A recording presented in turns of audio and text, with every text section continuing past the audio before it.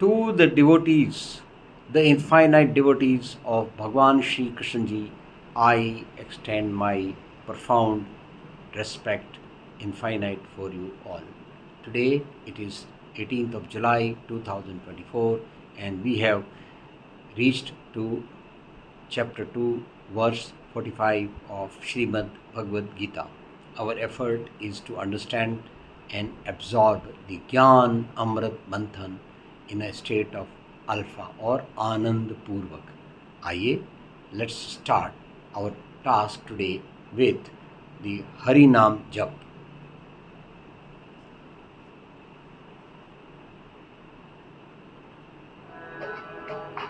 Om Namo Bhagavate Vasudevaya Namaha. First of all, in English, let's say what it has to convey to us. English. O Arjuna, the Vedas talk about the three gunas. You will be free from these three gunas and the pairs of opposites. Establish yourself only in sattva without any desires of acquisition and protection. Be established in the self. Now, Mool in the original language. Trigunya Vishaya Veda Nistrigunya Bhavajuna Nirdvando Nitya Sattvasto Nirayogakshe Atmavan. Let's understand its completeness. Everywhere there is the discussion of the three traits, that is, goodness, passion, and ignorance in the Vedas and the Puranas. It is observed that man performs all his actions while remaining subjugated to these three traits, which is also the reason he remains in the bondage of the physical world. In the intellect of a person, one of these traits always exists in an excess quantity. The rest of the traits are also there, but in small quantities.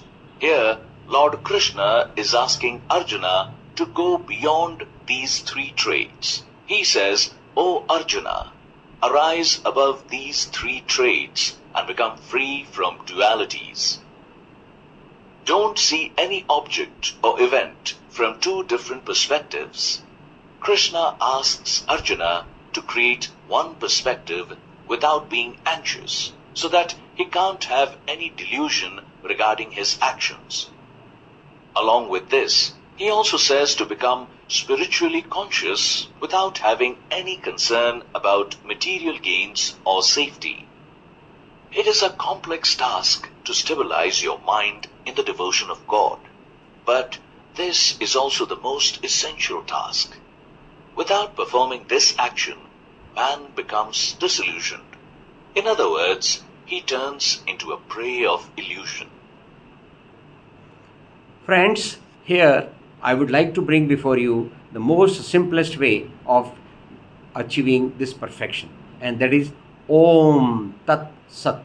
These are the three words of our Sanatana Dharma, in which any task we do, whether we are at input stage or processing stage or the output stage, our attitude is the same.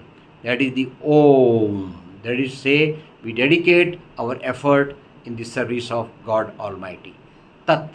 Tat means we are only the nimitta, and this work is being done on behalf of God Almighty for Bhagwan Shri Krishna ji, of Shri Bhagwan Shri Krishna ji, and by the grace of Bhagwan Shri Krishna ji. And at such stage, whatever is the output, like it has been said in Shrimadbhagwadgita, Adhyay 2, Shlok 38, Sukhe, Dukhe, Same, Kartva, Labh, Alabho, Jay, Ajayo, Tatah, Yuddhaye, Yujjasva, Na Evam, Papam, Avapsyasi. Dedicate whatever you are doing as the duty towards the God Almighty, and then comes the Sat. Sat means whatever is the result, take it as the true physical state of the karma that has been completed. So with this, Om Tat Sat, or keeping the God in mind each and every time, we can achieve this level of perfection. It is so simple. The only obstacle which can come is ahankaram, ajnanam, or alas. These three words will come later on. For the time being, it is time for us to listen to its musical form.